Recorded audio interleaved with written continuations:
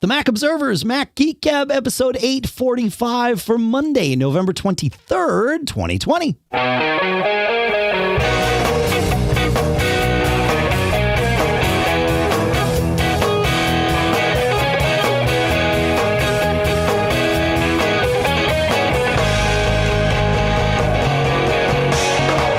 Greetings, folks, and welcome to the Mac Observer's Mac Geek Gab, the show where you send in your tips, your cool stuff found, your questions. We share your tips and your cool stuff found. We answer your questions. Sometimes we bring questions and even tips and cool stuff found of our own. The goal is, when we get the Mac Geek Gab family together here, that each of us learns at least 5 new things every single time we get together. Sponsors for this episode include Headspace.com/MGG, Amazon.com/MGG, where you can save 20% on your smart lighting bundle, and PlushCare.com/MGG. We'll talk more in detail about each of those shortly here. But for now, here in Durham, New Hampshire, I'm Dave Hamilton. And here in Trifle, Connecticut, this is John F. Braun. How you doing today, Mr. John F. Braun? Yeah, you know, pandemicking like a pro. Yeah, pretty much. Pretty much. Yeah, that's it.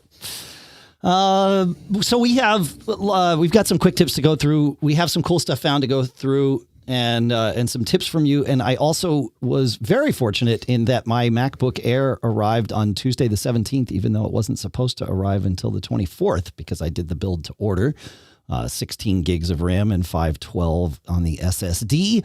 So we'll talk about that today too, and I can share kind of my first week's impressions with that. And spoiler alert, the thing's friggin' amazing. But there's some, you've read the reviews. There's some things I have to add. So because we do it the Mac Geek Gab way here. First though, let's go through some quick tips, shall we, John? Indeed. Cool. Let's start with Koji. I think this is a quick tip reprise, but Koji says, I found something pretty cool. Normally, when you press the volume up or down key, it adjusts the volume one full step. This is on your Mac, right? However, if you press Shift Option volume up or down, the volume will adjust in quarter step increments. I'm not sure if this is new to Big Sur, but I was excited to find something interesting enough to pass along. It is not new to Big Sur. In fact, I don't know how long it's been there, but it's been a while. He says, bonus tip, pressing Shift volume up, so not just Shift Option volume up, but pressing Shift volume up or down, gives you an audible tone that gets louder or softer to give you an indication of the volume level of your Mac.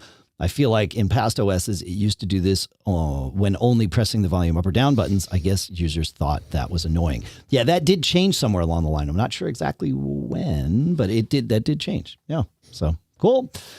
Thank you, Koji. Good tips. I love quick tips for exactly these reasons, because it's the things that, when you know to do them, when they become muscle memory, well, then, you stop thinking about doing them. And then suddenly somebody looks over your shoulder and says, what is that? What incantation did you do to get this magic to happen? That's a quick tip. Usually. We have some quick tips that aren't that, though. Did you know about the volume things, John? I knew it was possible. I didn't know what the key commands were. I would have had to fumble around for them because I don't use it often. But yeah. Anything to add before we move on? No. All right. Then we will go to Keith, who says, here's a quick-ish tip for Big Sur users. In previous versions of macOS, it was possible to turn off transparency of the menu bar, but that has now been removed. In Big Sur, if you have a dark color wallpaper, the menu bar is white text on a dark background, which I think looks horrible to him. He says, I know not everyone will agree with me, but reading around, this seems to be a fairly common complaint. It's possible to go into System Preferences Accessibility Display and tick Reduce Transparency, but that affects things other than just the menu bar. To get around this, I've loaded my wallpaper into my favorite image editor. He uses Photoshop, but you could use Pixelmator or whatever you like, and clicked Image Canvas Size. I selected the anchor position as the bottom center and increased the canvas height by 44 pixels, making sure to select white as the canvas extension color and then save the image. What this does is add a white line along the top of the image, the same height as the menu bar. So 44 pixels is the key there. After that, you just need to change desktop background the normal way to this new image. And bingo, you get a white menu bar back as per the attached pictures. And sure enough, that's exactly what happened. Is after that, you just need to change. Oh, yeah. I already read that part. So, yeah, that's pretty smart. So just going into whatever image editor you like, saying it, change the image size. And like he said, anchor it to the bottom. Normally, your image editor will anchor, itself to the center usually. And add whatever you're telling it to add, on all sides. Or in this case, if you're just changing the height, it would add it both on the top and the bottom. You want to center it to the bottom. That way it's only adding to the top. And boom, there you go. You got what you need. And make sure to set that it's white. Or if it's not, then you could flood fill it with white after the fact. I like that tip. It's good. You're right. Quick-ish, but a good tip nonetheless. So pretty good. How are you liking the look of Big Sur so far, John? I'm almost there. Almost there. Okay. All right. Got it. No, I did. Last night I did a backup and then downloaded I guess it's 11.0.1 now. Correct. That was the first download release version of Big Sur was 11.01. Yeah. Oh, okay. Yeah, they had ready to roll. They had gotten the betas up to 11.01. I wasn't going to say, ironically, that's the wrong word. Interestingly, my MacBook Air, my M1 MacBook Air arrived with 11.0 on it. And then I did an update, which I'll talk about because there's some things about that. Actually, in fact, I'll share this now. There is an issue with Big Sur. If you wipe with the M1 Max and Big Sur, because they only run Big Sur, but an issue with the M1 Max where if you go in and essentially go into restore mode, which is different now, but if you go in and wipe the thing, you may have trouble reinstalling a fresh copy if you have wiped the drive. And some people have had that brick their brand new machines when they do that. Some people just as a matter of course say, oh, I want to go in and wipe out whatever Apple put on here. And I just want to, start myself from scratch. And there's a variety of reasons you might want to do that. And I found myself in a position where I might want to do that. But thankfully, I had to do a little research online to figure out how to do that. And in doing that research, I found Mac Rumors forum thread with plenty of people saying that they had run into this issue. Their Mac was bricked and they called Apple support, and Apple support told them, I've had 75 other people call with this problem. So I avoided that path and just added a new volume. So that's one tip, is be careful of this until there's a software update for Big Sur that will address this. So what I did is, in order to get into recovery mode or really any of the boot modes on the M1 Max, it's great because you don't have to remember 16 different incantations with your fingers anymore. You have to remember exactly one. And then you can bring yourself to an options menu, which will let you do all of the things that you want to do. And then you get to that options menu by simply holding down the power button. It will turn on and it will say, continue holding down the power button to get the options menu. At that point, you could release the power button and it boots normally, or you can keep it down. And then you get the options menu, which includes the boot menu and also a way to get to recovery mode. And it's all right there on the screen for you. And it's very, very simple, as it should be. And it's not Apple having to hack around an Intel BIOS, because it's not Intel BIOS, it's Apple's, and they get to decide how this stuff works. So that part was good. Yeah, I set mine up with, I first just started it up as Apple sent it to me. And then my plan was, to use that for a day or two, then wipe it and do a migration assistant from my old Air. And I decided not to wipe it. I just added a new volume because it's APFS. And so they both are there. I have a dual boot of the one that Apple set up and then my migration, which is great. So anyway, beware that until at least 11.02, I think. I don't know, but yeah. Go. Question? Now, just to clarify what you said before. So it comes with Big Sur, Correct. but you have to run Big Sur or later on this machine. Is that correct? Or Oh, could you absolutely. install Catalina if you wanted to. No. Catalina. Yeah, Okay. I mean, it's like any other Mac, right? What I thought. It only runs the oldest operating system it runs is the one that it came with. Now, that's always been the case with Macs. Always, usually. With these, like Catalina isn't compiled for Apple Silicon, so like it definitely wouldn't. Like, there's not even a way to hack it onto there. So yeah. So you need Big Sur with the M1s, which makes sense. Okay. Yeah. I mean, they could make Catalina work on an M, but why waste the time on that?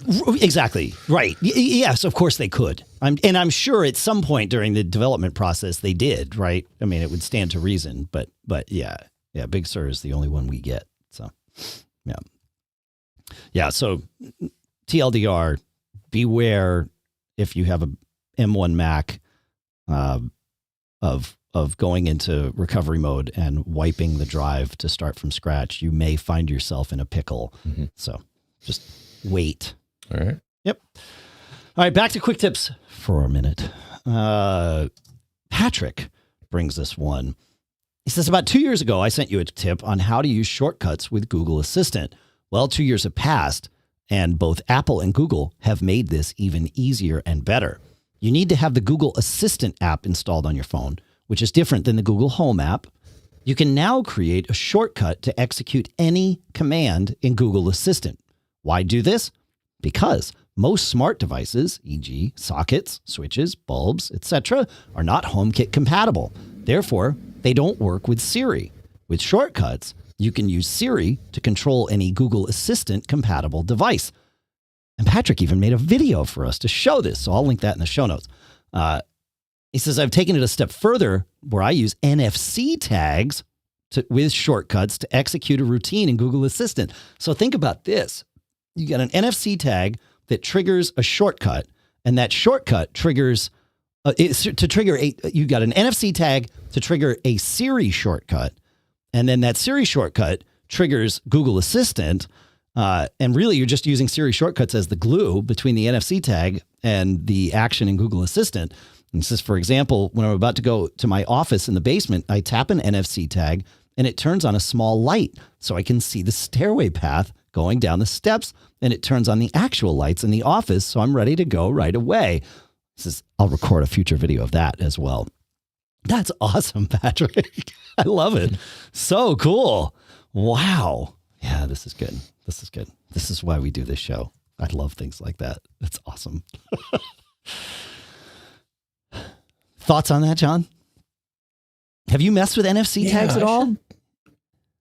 I have one of those iTag tags. And actually, I was fiddling with it the other day. So whereas my old phone, you had to run an app to read a tag, I guess the 11 and beyond, I think it was you 10, just put it near the tag and 10R maybe and beyond, 10S and beyond, something. But you're right. Certainly 11 and beyond. Yeah, you can, we'll auto read tags. But I think it started one generation before that. Wow. Yeah. Yeah. Cool. Yeah. I gotta think about. Yeah. The other thing I noticed. So using the phone, just a few things that I noticed. So one, Face ID almost always doesn't work when I'm out and about. When you have a mask on. Correct. Okay.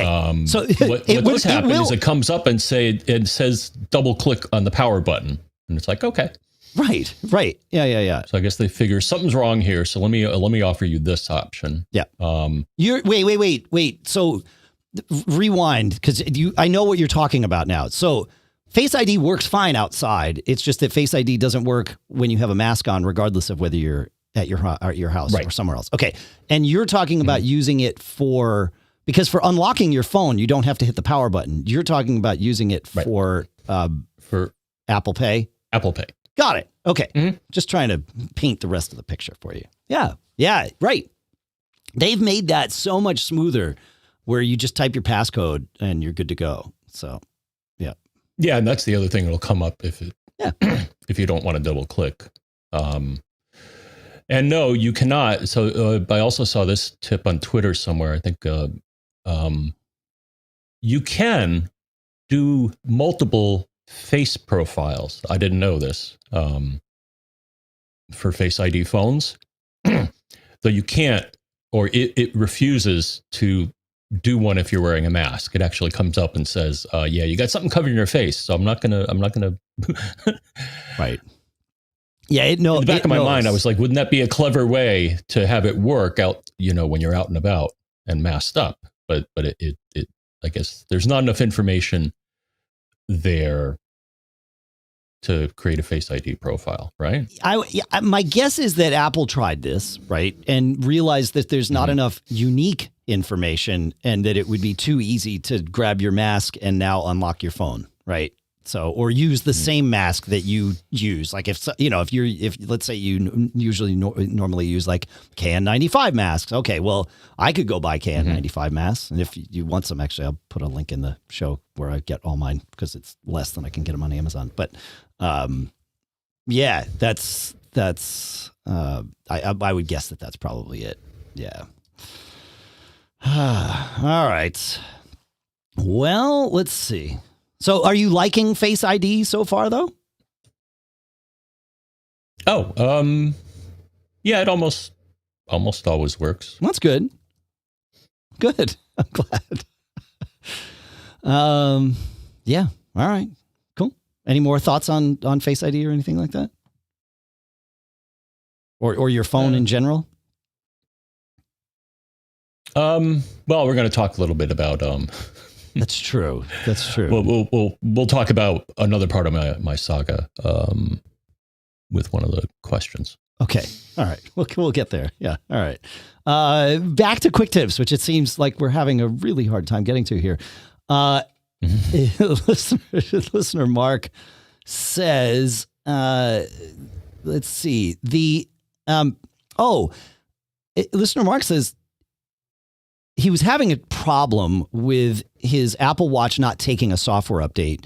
And we suggested, and it worked, try restarting the Apple Watch. I've seen this before, right? You either have to restart the phone or restart the Apple Watch. And then whatever the sync issue is no longer is, and boom, you can restart.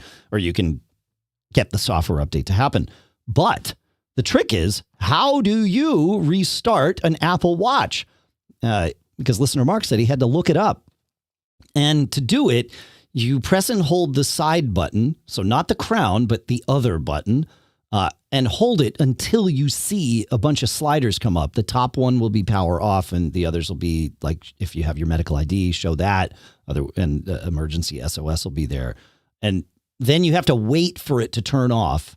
And just like with an iPhone, right? You wait, it turns off, and then you press the same button and hold it until you see the Apple logo, and that wakes it back, or starts it back up, I should say. So it's all about the side button. I know you thought I was going to say it's all about that base, John, but it's not. It's all about that side button. That's how we do it. So, yeah, good tip, Mark. Thank you. Thank you. Thoughts on that, or are we moving on here, Mr. Braun? Let's move. Let's move tonight. Well, it's not night. It might be night for people who are listening.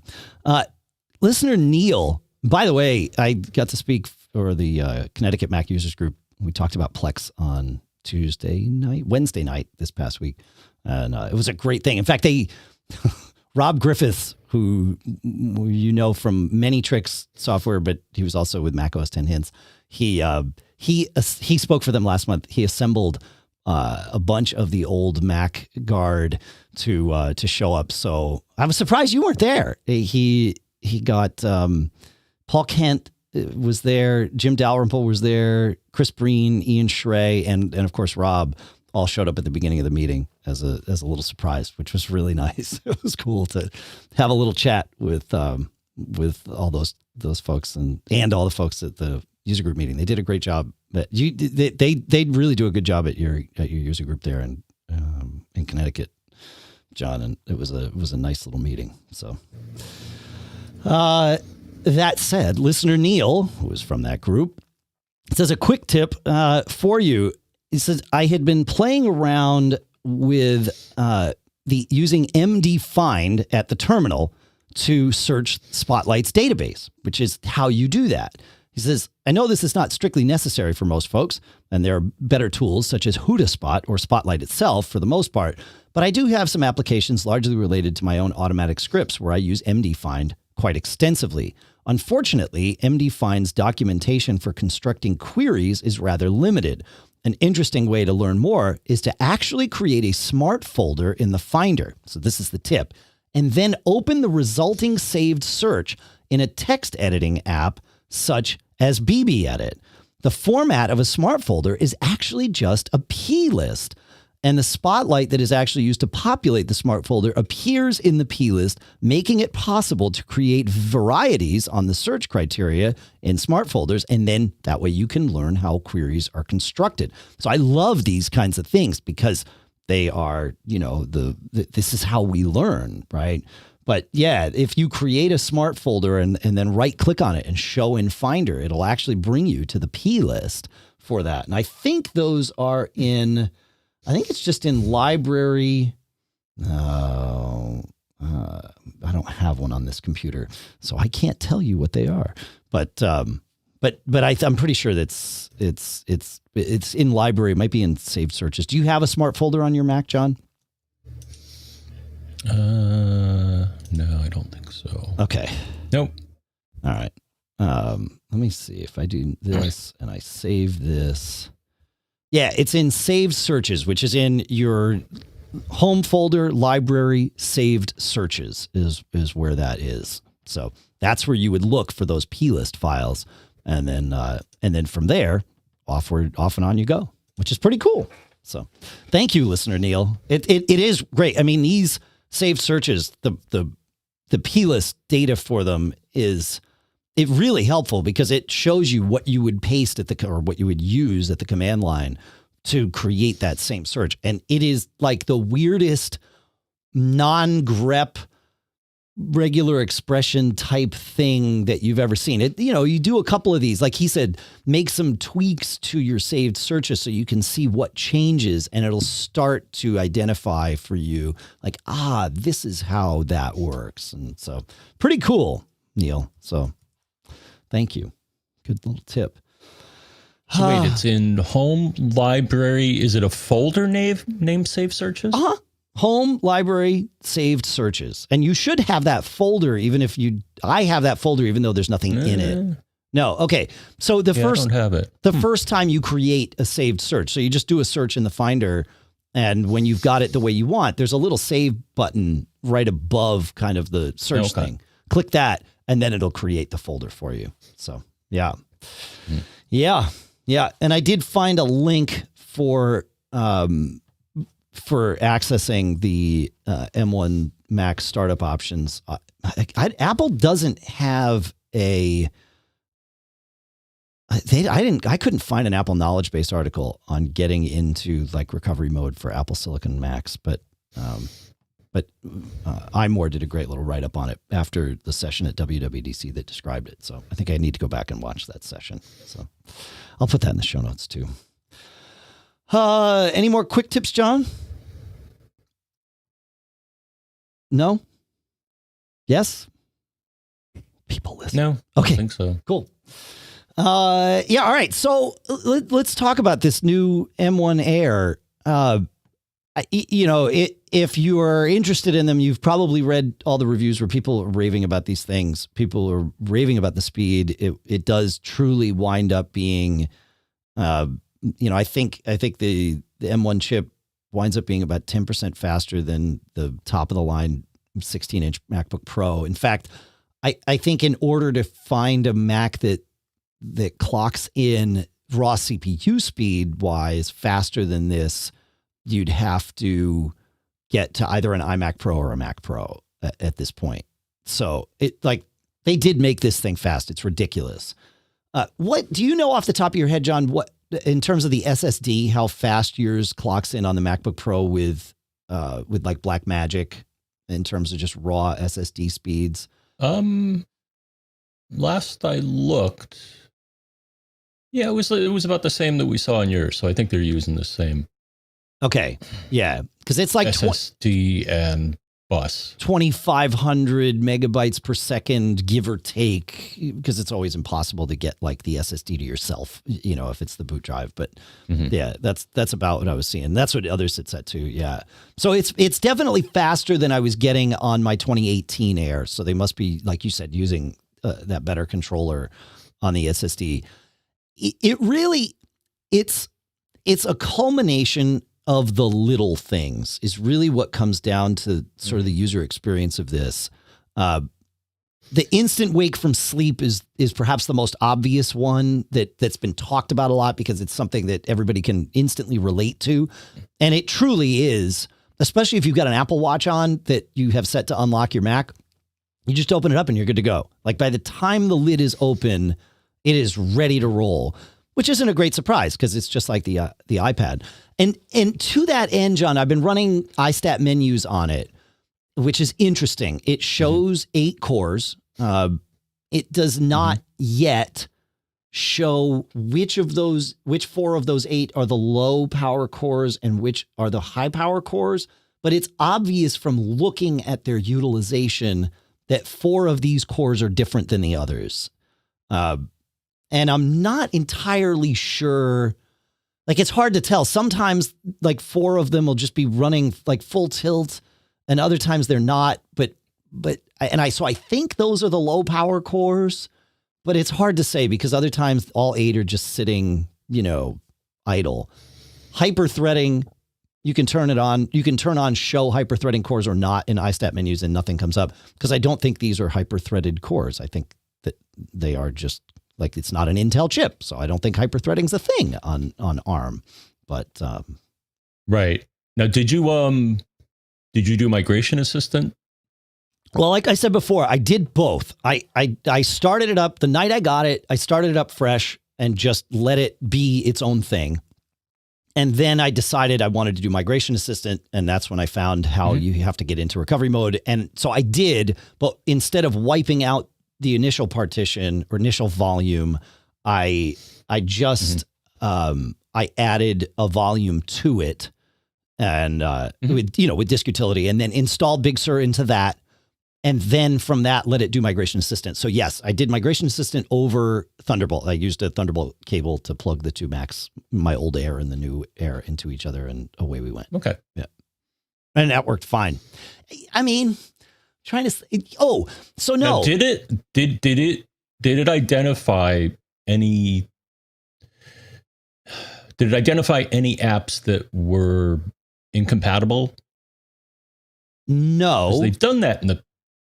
Okay. Well, because there aren't. I don't think there would be any. I was coming from a Big Sur Mac, so I was already done with 32-bit apps, right? Like, if we look now in hindsight, it's obvious to see the path that Apple took, knowing they were getting us here, right? The 32-bit apocalypse that happened was because of this, right? Like, and so, like, they had already, there weren't any, but. It's a good question because I have the amount of universal apps that exist, universal being apps that can run natively on either or both Intel and M1. The number of universal apps that I have is ridiculous. And the same is probably true for you. If you're running Big Sur, you can see whether they're universal or not, either in the Finder or in system preferences. But like even apps like Coconut Battery are already universal. Like from talking to the folks at Bojangles who make iStat menus, they were like, oh yeah, for most developers, it truly is just check the box and recompile and you're done. Which is cool. Some people, obviously there's more work that they've got to do, but by and large, Firefox is already universal. Apple has done a good job with it. They've also done a good job with Rosetta, which I'll get to very briefly here. But what was interesting was the first time I booted up after running Migration Assistant, I noticed a lot of things, like especially things in my menu bar, but other startup apps hadn't started up. And I thought, well, that's weird. Okay, must just be Migration Assistant. And so I went and manually launched it. And the first time I manually launched an app that was not universal, it said to use this app, you need to install Rosetta. Should I install Rosetta? So it asked for permission to install Rosetta, which is the translation libraries that will allow Intel apps to run on the M1 chip. And once I did that and then restarted, then it launched all of my stuff. So it won't install Rosetta. It won't even ask to install Rosetta if you haven't intentionally launched an app, either from the dock or from the Finder or whatever. But, just having it in your startup items, it was like, nope, can't run this. So I'm not going to bother the user. We're just going to leave it alone, which was a little, I understand the decision, but it was a little weird because there was nothing telling me why these apps weren't running. But it's interesting with Rosetta, as I understand it, most apps don't run emulated in real time. They go through a translation process the first time they're launched. And then after that, it just runs from the cache, which is way more efficient. And the only time I even noticed that translation happening was I went to launch Slack, which is not universal. It's Intel. And I noticed I waited a beat before it truly, did its launch process. And that was it. And it was like, well, that was weird. I bet this is Rosetta. And then I quit it and relaunched and it came right back up. So I was like, yeah, that's probably what that was. You don't get any progress bar or anything because you don't need one. It was almost imperceptible how long, that quick little translation took. So, yeah. One thing, sort of the first, other than the wake from sleep, which was like, oh, that's really nice. And it is really nice. The first experience I had with, this is why life is going to be different now, is when I did that install of Big Sur on. I was sitting in my office and, messing with the thing, and I got the install happening and it said, okay, it's going to take an hour or whatever. I was like, great. Okay. And I threw my computer, not threw, but, sort of gently tossed the computer down onto the couch, and I realized I put it down on a blanket. And I had that immediate thought of, oh, wait, the CPU is going to be going, the drive's going to be going. I don't want to leave my laptop on a blanket while it's doing a software install because it's going to overheat. And I thought, I wouldn't hesitate to put my iPad down on a blanket if it was doing an install. There's no fan in this. There's nothing to worry about. And so I just left it there on the blanket. I came back maybe 25 minutes later just to check on it and see, is this thing going to call, did I make a bad decision? And no, I didn't. My decision was sound. I was actually really so those little things. And I've used it for hours truly on my lap. It doesn't get hot. So that what I call heat freedom is one of those little things that you get with this machine. Because by and large, other than these little things and the fact that as a MacBook Air, it is much faster than it ever deserved to be, with credit to Charlotte Henry for that phrase. It feels like a Mac, it looks like a Mac, smells like a Mac. It's literally in the same case as my old MacBook Air. I have a little acrylic shell that I put over my Air, and it fit perfectly on this because it's the same box, So that, that part's cool. It's so nice doing software. When I was downloading Big Sur on it, I saw it coming in at, Ethernet speeds. And it was like, right, Wi-Fi 6. Finally, I'm not hamstrung by Wi-Fi 5. I saw it coming in at 70 or 80 megabytes a second. I was like, okay, this is how life should be. Yeah. Yeah. I'm trying to think of what else. Oh, activity monitor. This does not exist unless you are running Big Sur on an M1 Mac, but there is a new column you can add, an activity monitor for architecture. So you can see in real time which apps are Intel and which apps are Apple. And that is how it's listed, Apple or Intel as the architecture, which is pretty cool, I think. So. Okay. And yeah. I would imagine that there's nothing that will let you look at what speed the processor is running at. Geekbench seems to be able to tell that it's a 3.2 gigahertz processor. And I think over time... Oh, interesting. Yeah. So, I don't think iStat Menus is showing me that yet. But I think it probably will. It seems like there is a way of getting that information out of the processor somehow. Mm-hmm. So, yeah, I know Geekbench reports it. If you look in the Geekbench browser, and it's cool, I'll create a link and put it in the show notes. The Geekbench, if you search browser.geekbench.com for Apple Silicon, you can see all the results of the M1 Macs and the Apple Developer Kit Macs, which are, so presumably the M1 is an A14 chip, in it. The Apple Developer Kit was most definitely an A12 chip. So you can see the speed deltas and all of that. The M1s are about 50% faster than the Developer Kit ones were. But yeah, 3.2 gigahertz is what it says. 8 cores, 3.2. Homebrew. If you use a package manager, this is one thing where the translation and all of that is not working as you would expect. It's not as smooth. Perhaps that's the right way to say it.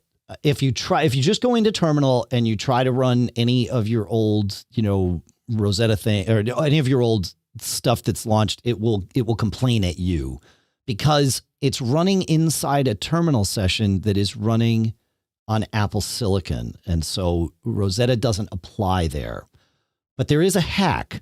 So there's 2 hacks. Number one, you can install the in development Apple Silicon builds of Homebrew. And they have some instructions on their website about how to do that. And in fact, when you try to run Homebrew inside the terminal, it will tell you, go here, follow these instructions, and, live dangerously. It's not dangerously. It's just you're running. There's not everything is available. And, it's all of that. Or you can try this other hack, which works perfectly. So you go, it's weird, but follow me here, John. You go into your applications in the Finder, applications, find the terminal app, right click on it and duplicate it. So now you have 2 terminal apps. Mm-hmm.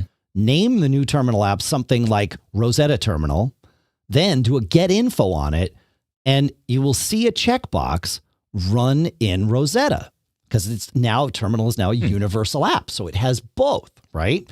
So tell it run in Rosetta. Close the get info window, launch the terminal. Now you're running an Intel terminal app and all of your Homebrew stuff works just fine, which is kind of cool. Yeah. I mean, it's a hack. It's a workaround, temporary. And the Homebrew community is working on this. And quite frankly, I was able to get the things I need, like YouTube DL and iPerf 3 and, those few things that I use semi-regularly in the terminal. I was able to get those compiled for Apple Silicon using Homebrew after having installed Homebrew, in the right place for Apple Silicon in the right way and all of that stuff. So it's doable. It's just not release version yet because they just haven't gotten it there. But yeah. Yeah, no, it works. So look, if you're someone that's doing stuff in the terminal, any of the things that are required to do this, either creating the Rosetta, terminal or installing Homebrew in its own place, it's relatively trivial. It's no big deal. So, yeah. And in the Y department, John, I have run some iPhone apps on my M1 Mac because that's a thing I can do now. And I told you, I think on this show that I was excited to be able to run my weather app, and I can, but it's not I feel like even running it in the iOS simulator would be better than the experience I have with iOS apps on, inside Big Sur. It's a work in progress. Let's call it that. And leave it at that. It's not the smoothest thing, but yeah, I don't understand the use case yet, but I'm sure maybe someday I will. Maybe some apps will do a little better. Maybe apps can be, maybe there's a future where people are building truly one app, and then when it realizes it's running on a Mac, it does different things. And now we're in a world where apps are just built once, and it's like, here's what it looks like on the phone. Here's what it looks like on the iPad. Here's what it looks like on the Mac. We're not quite there yet. So well, who knows? Maybe that's what Pages is now, right? Maybe that's what many of these apps are. Maybe it is just, one app to rule them all. So, but there's a future there. We just aren't there yet. So we'll look back and see it in the end. I don't know. Okay. Yeah. Now the things that don't work. Yes. Like Parallels isn't going to work the same. It's not going to work the same, but as I understand it, the way it's going to work is they are going to run separate virtual machines inside of Rosetta containers. So the emulation is happening with Rosetta to Intel, and then it's virtualized from there, which is really smart because you're taking advantage of all the low-level work that Apple has done to get that there. So similar to what I just talked about with the terminal, right? To get the homebrew stuff to run. It's like, yep, give me an Intel container. I don't care how we got here. Go. And, because of how fast these machines are, it's fine. And how efficient Rosetta has been built to be, I'm guessing that we'll see that pretty soon. So I think that's how they're doing it, which is cool. So it will be doable. Yeah. Relatively easily, I think. I mean, so says Dave sitting in his studio, not having to do any of the work. Any other stuff on that? Okay. Yeah. Now, did you, oh yeah, no, I just saw this in the chat room here. Yeah, Gruber did a little write-up. Oh yeah. Have you tried running any iOS apps? John, I just talked about that. That's what I was saying with my weather app. So you must have been researching while I was talking. Yes. Okay. Yeah. Got it. Yeah. Yeah. Yeah. So like I said, the future of the iOS app thing is going to get there, but yeah. Mm-hmm. So listen back, you'll hear. Okay. Was there anything that absolutely did not work? I other than like Parallels, like you said, virtualization, that's not available yet. I haven't tried it though. Like, I don't know what would happen if I just ran it in Rosetta and sort of forced it. So maybe that, Okay. otherwise, or like audio stuff or like the things we mentioned before is that, things you may have issues with are network stuff and, hardware. Yeah. Well, I mean, that's more of a Big Sur thing, right? If you've got apps that are using system extensions for networking or user interface stuff like USB things, then those need to be rewritten because Big Sur doesn't allow them. However, no, you're right.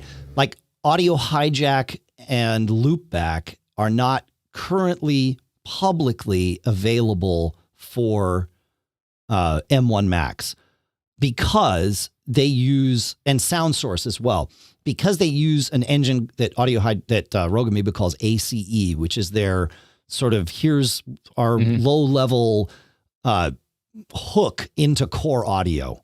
And that needs to be rewritten for M1. Now, they say that it has been, and they've got internal versions of these working on M1 Macs already. They just aren't ready to release that yet, but it seems like, real soon now is not a joke. Like, we should see them relatively soon. So yeah. But you're right. That, like, I could not record this podcast this way on an M1 Mac. I don't know about Mimo Live yet. I was thinking this morning though, like, actually I was thinking months ago when we moved to video, it's like, man, the next time I travel, I don't know how I'm going to do this because my MacBook Air can't run Mimo Live and do, video crunching and all of the things that it needs to do to do the show the way we do it. So we might just have to skip video for shows that we record while I travel. And this morning I was thinking, man, once they have an M1 native, and maybe even before they have an M1 native version of Mimo Live, like that machine will do better than my iMac 2019 i7 iMac here in the studio because it doesn't have a fan. It won't overheat. I don't have to use Turbo Boost switcher. So that's a nice thing, right? I don't run Turbo Boost switcher anymore to keep my fan at bay in that machine. I do run it here in the studio to keep it at bay so that y'all don't hear my fans running while we're recording this show. But yeah. So yeah, it's pretty good. All right. Cool. Yeah, I'm excited about this thing though. It is a smooth experience, which is great. Like that's as it should be, but so well done. It's the smoothest hardware transition that I've ever experienced from Apple, right? We went from 68K to PowerPC to Intel, and now Intel to M1. And this is, like I said, far and away the smoothest because it's not a new architecture for Apple, right? They've been on this Apple Silicon ARM architecture for a very long time with iPhone, iPad. So, yeah. All right.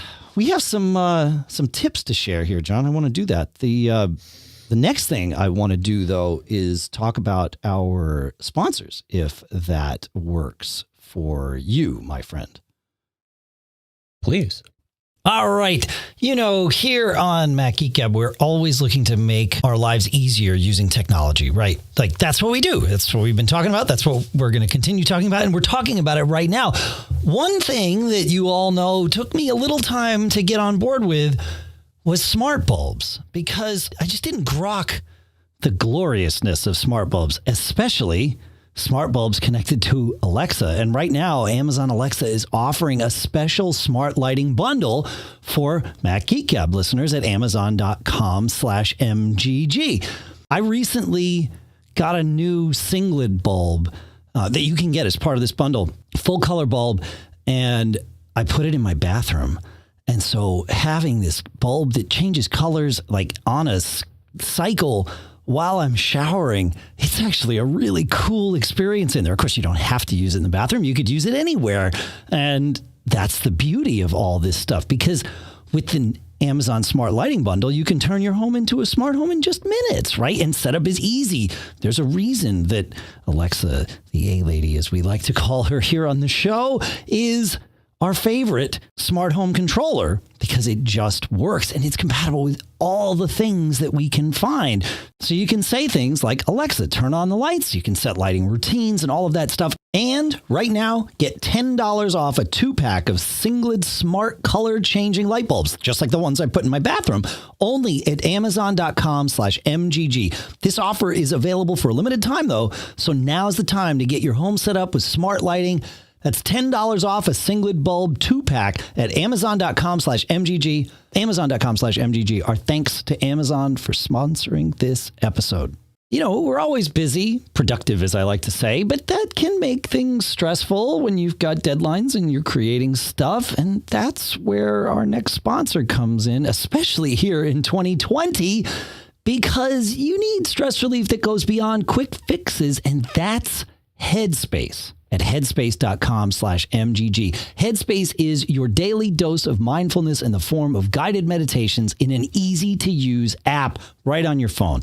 Headspace is one of the only meditation apps advancing the fields of mindfulness and meditation through clinically validated research. So whatever the situation, Headspace really can help you feel better. Are you overwhelmed? They have a 3-minute SOS meditation for you. Need help falling asleep? Headspace has wind-down sessions that their members swear by. I haven't tried it for falling asleep yet, but I do use it in my office for meditations like midday. I've been a Headspace user for a long time, long before they approached us about this sponsorship, and it is fantastic. The way they sort of coach you through these things makes it super easy, even if you've never meditated before. And Headspace is backed by 25 published studies on its benefits. They've got like 600,000 5-star reviews and over 60 million downloads.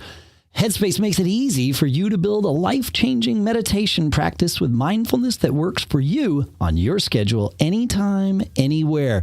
You deserve to feel happier, and Headspace is meditation made simple. Go to headspace.com/MGG.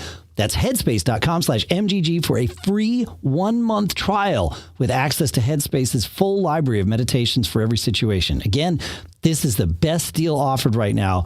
Head to headspace.com/MGG today to take advantage. And our thanks to Headspace for sponsoring this episode. And if you need to talk to a professional, either about your physical health or your mental health, PlushCare makes this super easy. I would use PlushCare even if we weren't in a pandemic, but especially in a pandemic, I would use PlushCare because PlushCare provides virtual doctor's appointments through your smartphone or your computer. You just pick a time that works and book an appointment. I've done this, and I've gotten same-day appointments with doctors. They can prescribe medication if that's, warranted by whatever you've got going on. Like I said, there's medical doctors, there's mental health professionals there. With PlushCare, they can diagnose you, and it can all happen within minutes. They accept most major insurance carriers and are available in all 50 states, and the doctors care. They're there to help by discussing all the treatment options, and they're there anytime. In fact, you can even text them after the fact in the app. It's really cool the way it all works.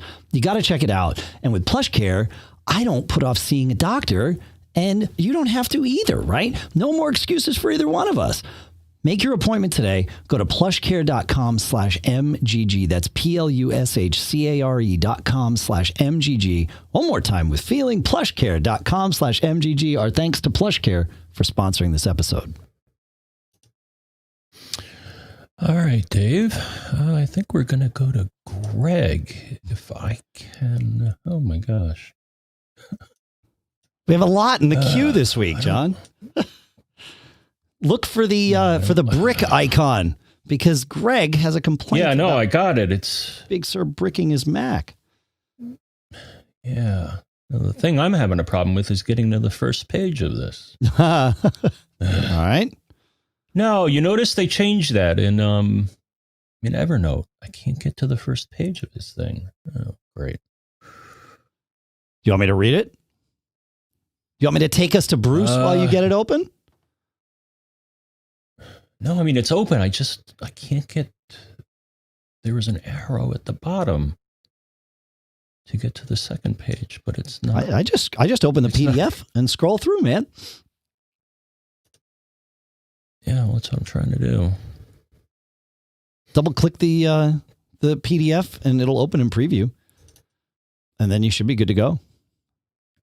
All right. There's always a workaround, folks. Oh, no, here we go. Great. No, I just opened it again and it's on the first page. Great. Okay. Oh, I think I found a bug in Evernote. All right. Hi, John and Dave. Hope you're doing great. Here is my Big Sur update saga. Maybe this will help a listener. Perhaps. This happened to me during the Big Sur update on late Thursday when upgrading from Catalina. It's apparently happening to Macs of a certain year, and there's a Mac Rumors article that he linked to. I'll put that link in the show notes. MacOS Big Sur, yes. So he's a mid-2014 MacBook Pro. Did a carbon copy cloner, time machine backup. During the install, it restarted to a black screen. Uh-oh. Didn't even see the install happening yet when this happened. I tried everything and still wouldn't continue the update, just stuck on the black screen. Holding Option key didn't work with the USB thumb drive installer. Yeah, that actually, if you do that, that runs something called Startup Manager, which lets you select the disk to start up from, which can be handy. So he did that. He zapped the PRAM at the beginning, but later in the troubleshooting, it didn't work. No keyboard commands work except resetting the SMC and internet recovery. Huh. That's not good. Yeah, reset the SMC. I was able to boot into internet recovery mode if I did an SMC reset a few times. I tried to reinstall Catalina and I got it to finish, but it wasn't easy. I was able to start up the Mac and see the desktop after that, but I may have had to force shut down an SMC reset. Man. Wow. After that, I restarted the Mac and it still kept booting to a black screen. I tried to update to Big Sur, but I couldn't do that because when it got to that point, it didn't recognize my file vault password anymore and couldn't log in. When I initially started the Big Sur update, it did accept my file vault password, but not after I reinstalled Catalina. It couldn't mount the data portion to do the install. It seemed in this utility, the system volume was mounted, but not the data volume. When I tried to mount that, it asked for my password, but it wouldn't accept that or accept other account passwords. Wow. When I picked up my shiny new iPhone 12 Pro Max at the Apple Store the next day. I had Apple Level 2 support on the phone while waiting in line. They didn't know anything about this issue, but I told them it was just going to wipe it and restore from a backup. That night, after several attempts having to reset the SMC as it wouldn't do anything without that, I was able to get an internet recovery using Command Option R. I think that actually downloads the latest version, right? That's internet recovery. It doesn't take the whatever it has on the local drive, it slurps it down over the network. Yeah, exactly. Right, right. All right, using this utility, I formatted it with macOS Extended Journaled. Okay. Didn't format it as APFS as I knew it would convert it.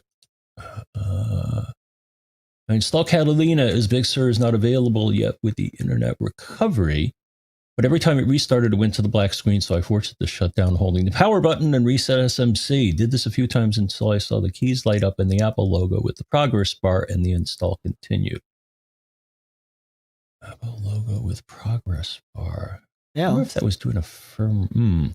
All right, had to do this several times, and the install was complete as it always restarted to a black screen. I did wait to see if it would continue, but the black screen persisted. Wow. Same thing happened when I updated to Big Sur. After the install of Big Sur, it started, and I set it up and finished, but when I restart, black screen again. Wow. All right. Well, let's see. And then he said he talked to an Apple consultant friend, and they asked if it was working, and it worked fine. I guess his suspicion is that it may have been a power issue. Yeah. I don't know, man. With all those SMC resets, that should take care of any power issues. Like there's more SMC resets here than I think we've suggested on the show in the last, in all of 2020. That's I would love to know what the problem was with this. I mean, what I'm glad to know, and I guess the takeaway is those SMC resets. Like if you're finding an install that's stuck, something is getting saved to the SMC/PRAM, and wiping that out seems to unstick it sometimes, which is, I don't know that I would have thought to do like an SMC reset in the middle of a failed install. So to me, that's the takeaway from this, is just like, bullheaded persistence and involve lots of SMC and PRAM resets and I don't know, cross your fingers and wave a chicken or something. I don't know. Yeah. But it sounds like he had a few other people had the same issue. So it sounds like it's isolated to Big Sur and certain MacBooks, I guess. Yeah. Really interesting. Huh. I wonder if it can't be related, but to the issue of installing Big Sur fresh on an M1 Mac. But it's totally different architecture, right? But yeah, at Mac Rumors, they are saying that it's weird to read this because it sounds like black magic, but key reset combinations, including NVRAM, SMC, safe mode, and internet recovery, all reportedly inaccessible after attempting to install the update, leaving no way to bypass the static black screen. But if you can get one of those to work, yeah, maybe. So maybe there is a short, like whatever the problem is. This is just Dave's, working theory on the fly here. So after I have some time to like meditate with Headspace, I might have a better option. But the maybe there's something happening that just locks up the Mac, right? And there's a very short window between power on, listen to the keyboard, and it running whatever this code is that locks it up, where if you can get in there and do the, SMC reset or whatever that is, that gets it past whatever that spot is temporarily. I don't know. Like there's obviously more to this, but I'm glad to know that some bullheaded persistence and perhaps lots of timing for this will get through it. Man, no bueno. Glad you got through it, Greg. Thanks for sharing the tale of woe. But yeah, man, I don't know. Interesting. Yeah. I don't know. Do you have any other thoughts to add, man? No. No. Okay. That's a strange one. All right. Speaking of Big Sur, John, listener Bruce has a tip, more of a heads up to share. It seems Apple chose to deprecate network utility, and it is no longer available in Big Sur. So when you try to run network utility on a machine that you've migrated over, it will launch, but it says network utility has been deprecated for networking tools, netstat, ping, lookup, traceroute, whois, finger, open terminal, and type the underlying command at the command line. For Wi-Fi issues, open wireless diagnostics and follow the on-screen instructions to analyze your network connection. So wireless diagnostics is still there. The strangest part about all this, John, is that it's Apple literally telling us to use terminal to do something. I don't know that I've ever seen that before, but perhaps as an explanation as to why Apple did this, I never ran network utility. I always just went to the terminal and ran those commands. So maybe they realized most people weren't ever running network utility and there was no reason to, keep updating it or keep it fresh or migrate it to a universal app or, any of those things. Just go to the terminal, do your thing, man. So Bruce asked, is there a replacement? And I would say, quite frankly, Apple's suggestion is certainly the one I use. Somebody, I think it's Brian Monroe in our chat room at live.macgeekgab.com wrote into our agenda. This is where using an iOS app on an M1 Mac might come in handy because there are iOS network utility apps.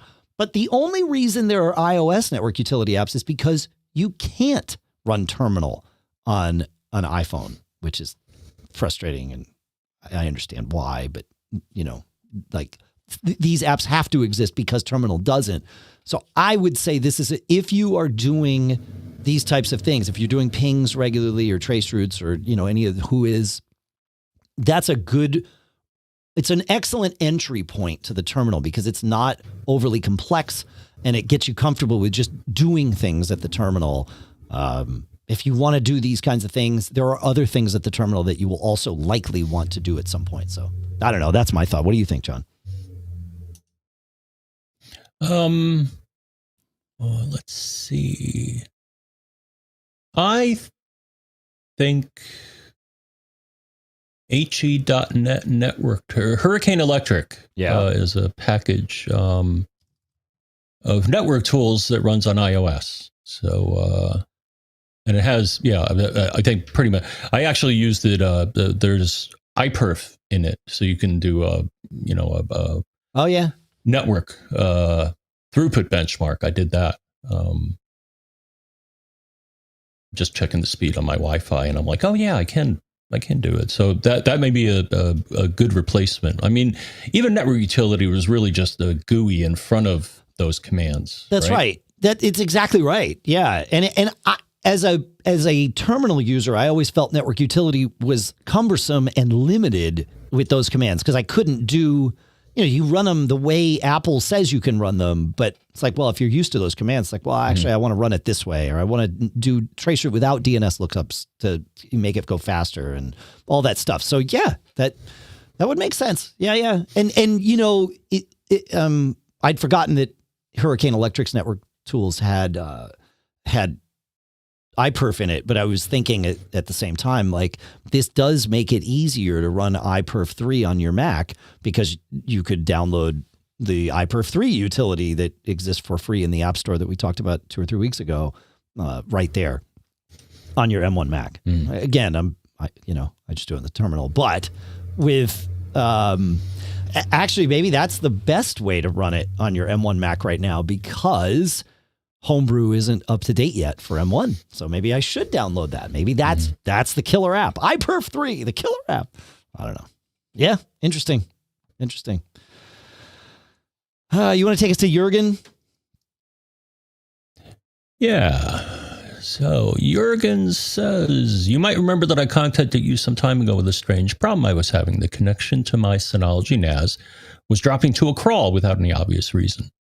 Restart of my Mac always solved the problem, but it was coming back after various amounts of time. I never could figure out why, and I was therefore restarting my Mac a lot. He's the guy that also asked about gluing two internet connections together. So I guess he managed to do that. On the surface, two unrelated topics, but here's how they come together. With my cable modem router and my fiber modem router in the same network, I was having a strange phenomenon regarding transfer speed. Then I heard Dave talking about managed/smart switches. Following some intuition, I decided to rebuild my network.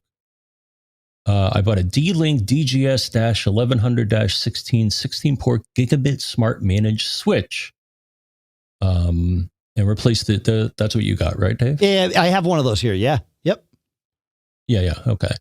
And replaced the dumb switch between my Mac and my router. As you might have guessed, the speed increased to a stable maximum. Using the cable detection mode, I found a bad cable. Cool.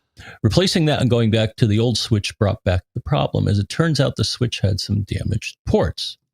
So this combination of a bad cable and a bad switch were causing the problem. I replaced both during troubleshooting, but only one or the other, never both. Yeah. So, my reflection is, smart switches, I don't think it was the thing that sold you, Dave, but it is a feature that I have a TP-Link one, and it has the same feature. It has a cable test, and it actually, at least the one on here, will actually guess how long it is. Yeah. I guess you could do that with, electricity. You can calculate how long the cable is, and it'll tell you if it's good or bad. Right. The other thing that a smart switch does, which you may have been able to find the problem as well, I don't know if his other one was smart. But no, it wasn't. That was the problem. Smart switches also, okay, because on a smart switch, the other thing is that, or at least on this one, and I'm sure yours, Dave, it shows you the negotiated speed of each port. Right. And I suspect if he did have a smart switch and it had a bad port, it would say something like, 100 or 10 or whatever instead of 1,000. Right. That's how I know that, all my things are working, is when I see all the negotiated speeds, the maximum. That's right. Yep. I can also help you ferret out things that may not have a gigabit port. Right? Right. Yeah, for sure. I got a... Yeah.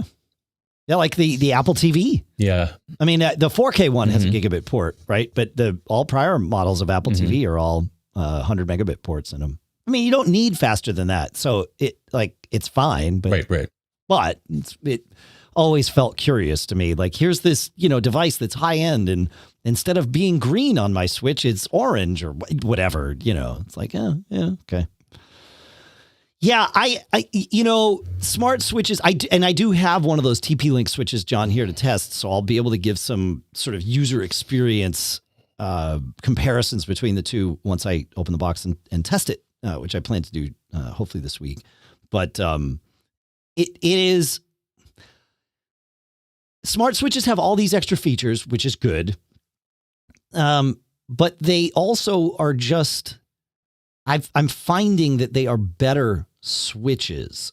The weird problems that I was having before, even if I turn off things like, spanning tree protocol and loopback protection and just put them into just run normally, don't be any smarter than you would be by default mode, they are better. Traffic moves better. Things are smoother. So I think my decision years ago to buy, and I forget what brand it was. It wasn't D-Link, but they were, I forget which brand it was. TrendNet, maybe? I don't know. No, I don't know. But anyway, whatever I bought was, 16 port gigabit green switches that were definitely not smart. I think they were as much the source of some of my problems as my network beyond them was the source of them. And I think a big part of it was, switches have RAM in them. And this is just theory. And this is why it's probably best that I am not saying the brand name of these, because I don't think it's the fault of necessarily the switch maker. I think it's the fact that I should not have been using a dumb switch in the high traffic environment that I have. Switches are built with RAM in them, and they have to keep track of all the MAC addresses on your network and what ports see those and how to route traffic. And, all of those things are happening inside your switch. It's not just plug cables in and go. Like, that's what we use it for. But the switch has to do quite a bit of work to make sure the traffic all goes where it's supposed to go and doesn't go where it's not supposed to go and all that stuff. And I think that me choosing to buy cheap switches was potentially the cause of a lot of my problems, because things were just getting tied in knots to the point. The way I would solve problems on my network is I would power cycle the switches, and then things would get so much better. And in retrospect, and I think even at the time I sort of knew this, it was like, yeah, these switches just aren't up to the task of managing this many devices on, this type of network where I've got things bridged all together. And I bought cheap switches, and, you get what you pay for. I think that's basically what happened. So I think the smart switches have all of these smart features and also let me do things like, loopback protection and like you said, cable testing, and see more of what's actually going on my network. Although I'd still want to see more. Like I want way more than the switch interface tells me, but I don't think I'll ever get that. But I think just the hardware of the switch is simply better than the cheap thing that I was using before. I know it sounds obvious as I'm saying it out loud, but it is worth sharing this retrospective insight that I now have gained. I guess retrospective insight, we have a word for that. It's called wisdom. And usually it's, I made a mistake. Here's what I learned. I love mistakes because I get to learn from them. Mistakes are my favorite thing. In fact, this year I wrote a book about mistakes with Shannon Jean. So I'll put a link to that in the show notes. We Love Mistakes is the name of the book, and you can get it on Amazon. So there you go. Mostly it's about business, but life in general, I find that mistakes are a good thing. And, it's how we learn. So anyway, Corky asks a question that I really felt like was more fit in as a tip, because it teaches us what is normal. And so Corky's question is, where are we here? When I went into disk utility, things looked weird. And I don't believe I've seen this before. And what looked weird is it shows the drive. Disk utility has its hierarchical view, John. It shows the drive. It shows so it shows, in his case, Macintosh hard drive, because he hasn't changed it. Why Apple still uses Macintosh HD as the name of a drive that is not a hard drive. And Apple won't even call the new things in the Mac drives, it's internal storage. So why we call it Macintosh HD still in Big Sur on an M1 Mac out of the box is something that I think is interesting. But anyway, says Macintosh HD and then Macintosh HD data. But the new thing that Corky is seeing is that between Macintosh HD and Macintosh HD data, one level deeper is something that says com.apple.os.update dash and then some serial number. And he was worried because he was having some problems with his computer. And he's like, I've never seen this before. Is it a problem? So I looked at my computer and I see my drive, which of course is called Half Nelson, because that's a Miles Davis song. And I name all my drives after Miles Davis songs. And I see Half Nelson data. And then one level deeper, I see com.apple.os.update. And I even saw this on my new Mac. So this is normal now with Big Sur. And I bet if you aren't running Big Sur yet. But if you launch disk utility in Big Sur, I bet you will see this too. And this is the important part, is that it is normal. We are all seeing it on our Macs that are running Big Sur, and it's okay. So we always say on this show, the best thing you can know going in while troubleshooting is what normal looks like, so you can identify differences. We humans are really good at seeing differences in patterns. The question is, when did the difference start, and is it related to the problem? So this particular difference is normal. So thank you for sharing that with us, Corky. Good stuff. Any thoughts on that, John? No, it's good to know that's. It's just good to know. Yeah, expected behavior. Expected behavior. Exactly. Yeah, exactly. You want to take us to Craig? Yes. So Craig is asking about my saga here. All these sagas we have.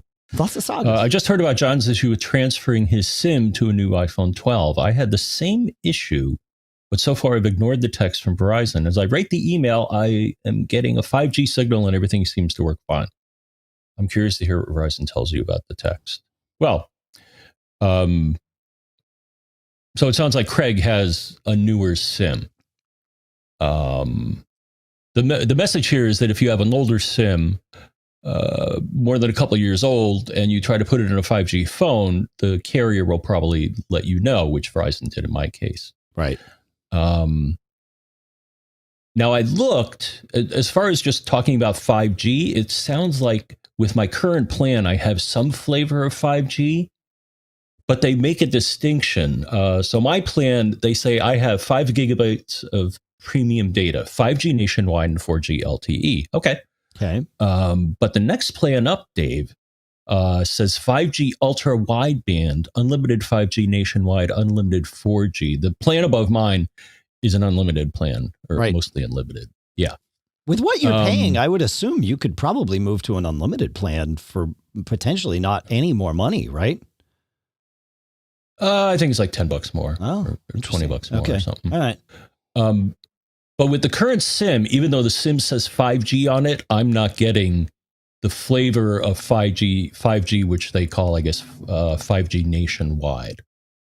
Oh, maybe just because you don't have coverage for 5G from Verizon where you live. That sounds like what the issue is, because if you could get 5G ultra wideband, you could also get 5G. But my guess is wherever you are, specifically like your house and perhaps your neighborhood, just doesn't have 5G coverage from Verizon. Right. Now, I did put, but the icon works because I did put a SIM from another carrier in, and it lit up as 5G. Here's the interesting thing. When I did a speed test between the two, Dave, I was getting pretty much the same throughput. Okay. Which I thought, so maybe who knows? Further from the 5G tower, from whatever Mint or whatever you're using. Yeah, I think they're still rolling it out. But the thing is, I'm happy with the speeds that I'm getting now. Now, what I wasn't happy with, and I found this out eventually, so a little tip here. When I got the new SIM, all of a sudden, all my data that I had left over disappeared. I had like 6 gigs of data. You mentioned that. I talked to one person and was like on hold. Well, I talked to another person and they gave me my data back. They basically gave me a boost. Did you tell them? The plan I'm on, you can get. Did you tell him, I want my data back? Is that how you got him to do it? No. Okay. No, I should have done that. And the reps were, and the rep that I talked to was really nice. Telling me about our kids and, how it keeps breaking phones. And I'm like, well, hey, you should try this case out, I guess one of the kids likes to throw the phone around, which bad news. Yeah. Well, the lesson there should be, I'm not going to buy you a new one if you just, but anyways, so they gave me the data back and I'm like, cool. Then like a day later, Dave, I got the same message saying and I'm like, what? It burned through all my data again. Now this time though, while I was on the phone ready to get upset again, or sing again, because remember you could still sing. Right, that's right. I went to settings, cellular, and what you'll see on that screen if you scroll a bit, cellular data, and it'll say current period roaming, and then it'll show you in order of most to last, how much data all the apps have used. Yeah. And the Weather Channel app had used 5 gigs of data. What the heck was the Weather Channel doing? What? I have no idea. But I solved the problem. Yes. It was bizarre. I don't know so something didn't migrate over right. So the way I solved the problem, Dave, is I deleted the app and then reinstalled it. And now it's not consuming all my data. Okay. So I want to. So that's a good tip, actually. Yeah.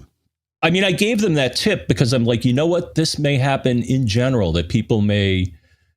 So I let the tech support person know that if somebody runs out of data, this is where they should look to see which app did it. Because I thought it was an accounting error on their part, but no, it was just, I mean, I can't even imagine.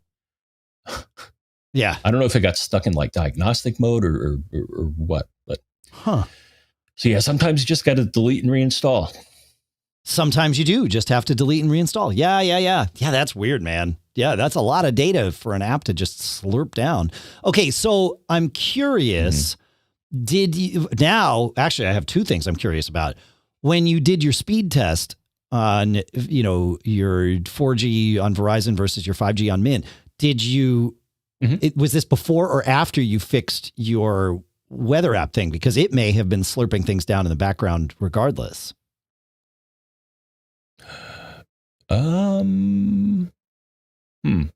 Good question. I'll try it again. Try it again. But the other thing, when you try it again, the thing to look at, and the thing I noticed, because you're right, in most places when I'm on 5G versus 4G now, and it just moves back, or LTE between, LTE and 5G, when it bounces back and forth, in most places, I don't see a huge speed delta. There are places where I'll get, like 200 megabits per second down on 5G. And it's like, okay, yeah. This is faster.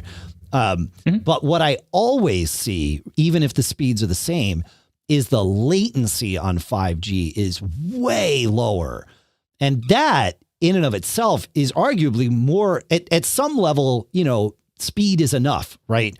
But when you can lower latency and consistently lower latency, then you're in a different world, right? Because things can react quicker, and you can do things that you simply can't do when you have to anticipate latency being high. It's not rare that I'll do a speed test on LTE and see latency of the, 80, 90, 100 millisecond range, which isn't terrible. It's fine. It's usable. We've all used it.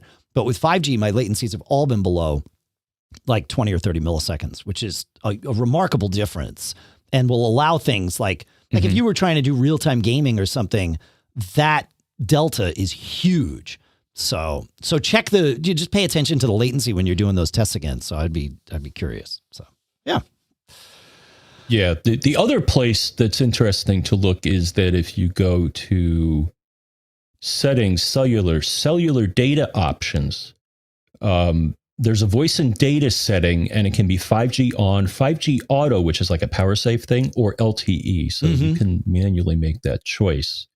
It's like one or the other, or do what you think is best. And then I see something data mode, allow more data on 5G, standard or low data mode. So that's another setting that you may want to play with to save your battery or save data consumption. Yeah, that's true. Yeah, I have mine on 5G auto, so it's only using 5G when it feels the need. And I do allow more data on 5G because, I run unlimited. So it's like, just suck it on down. Let's go. Yes. The other thing is that I had to re-enter my my ISP offers free Wi-Fi if you pay them. It's part of the package. Right. And I had to re-enter those credentials. They may have gotten cleared out at some point. So if I'm near Wi-Fi, it'll hop out of that. But I think everybody's set up like that. Sure. So there is an article that we put up this week, and I don't seem to be able to bring it up on our screen in the call here. I'm going to make it happen because that's just how I am right now. But there we go. So Andrew wrote a piece at TMO about your 5G needing a new SIM and all of that stuff. And Verizon, most carriers are, if you have a SIM that is capable of 5G, you're just good to go and don't worry about it. That's true of T-Mobile and AT&T and Mint and all of those. But Verizon is weird. Verizon's always been weird with SIM cards, to be fair, right? Because they didn't used to have them. When they were CDMA phones, it was the phone's ID that tied you to Verizon's network, not the SIM. So you couldn't just move a SIM around because, in fact, there were iPhones for a time that you didn't have a SIM. It was just there wasn't even a SIM tray for a Verizon iPhone, right? That obviously has changed now with LTE and all that. SIMs are part of the game, but Verizon SIMs are weird. And Verizon's FAQ page says, and I'm reading from Andrew's article here, which I've linked in the show notes, if your SIM card is activated as 5G and then inserted into a 4G LTE device, it can't connect to its 5G ultra wideband network ever. If a card is activated as 4G LTE and is inserted into a 5G device, it can access the 5G ultra wideband network, but may not connect to future enhanced 5G network. So essentially what we've learned here about Verizon is get the right SIM for your phone and don't mess around with it from there, which, to be fair, if you're not a geek or you're not moving things around, you probably wouldn't ever anyway. So you're probably all right. But it does mean that if you're going like you from an iPhone 8 where you had a SIM, doesn't matter whether it was 5G or not, and plugged it in to a 4G LTE device, which your iPhone 8 was, then that SIM is rendered as certainly never being able to work on the ultra wideband stuff from Verizon. So it's possible. I mean, who knows, right? But best bet, get a SIM. If you're a Verizon customer, get a SIM for your phone and only put it in that phone. And then you should get all the right capabilities in theory. So there you go. That's, yeah. Craziness, man. Craziness. All right. Well, we've used up all our time. We can't go to Cool Stuff Found today because we're at the end. But that's good. We'll start next week with Cool Stuff Found, and we'll rock it from there. So, yeah. So I hope. Well, thanks for listening. If you have questions or a tip or a Cool Stuff Found to send us, feedback@macgeekgab.com. Please. We'd love to hear from you. It is you that make the content for this show happen. Then John and I pour through it. Actually, this week was crazy. You folks sent in so much stuff. It was awesome. Thankfully, John and I both dove in. Feedback. You said feedback@macgeekgab.com. I did. Oh, that's right. I said feedback@macgeekgab.com. That's where we want that stuff. Please. We love it. It's like food. It really is, because it's like it's the sustenance that makes it so that we can do more shows for you. It's great. Tell a friend about the show. Yeah, good. All right. Any big plans for Thanksgiving this year, John? Or are you laying low?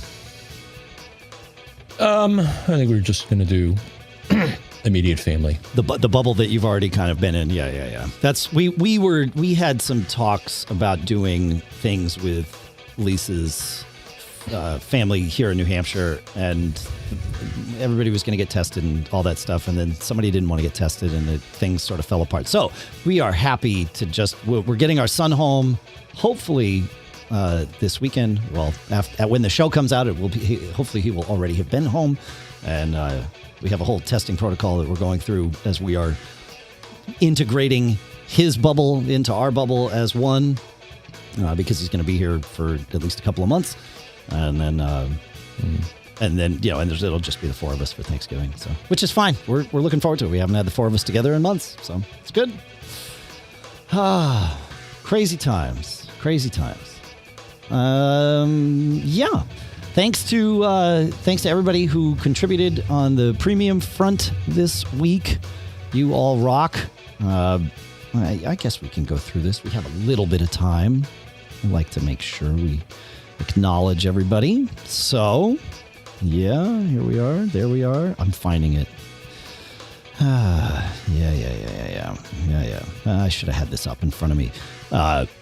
Share the show with someone. Tell someone about the show. That really makes a huge difference. We are looking to find the rest of the Mac Geek Gab family that's out there. We know they're there, and we know they're not all here yet. So the good news is we have plenty of room.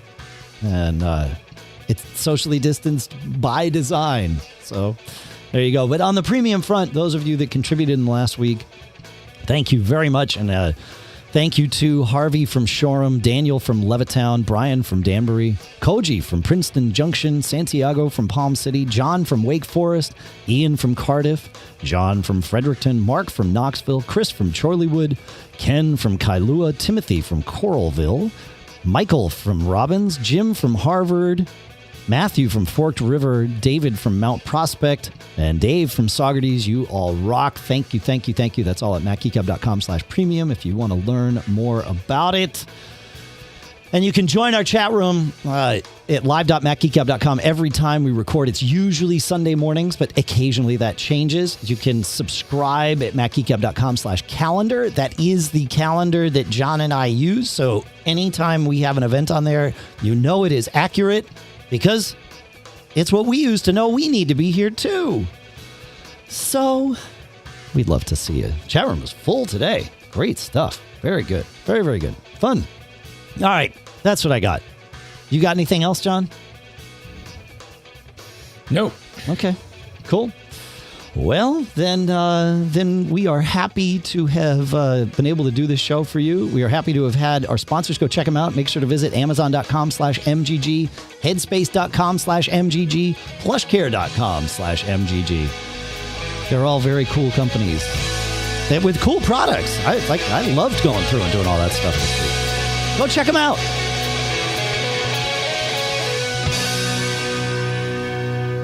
John, any lasting thoughts before we head into our weird holiday week this week? Don't get caught.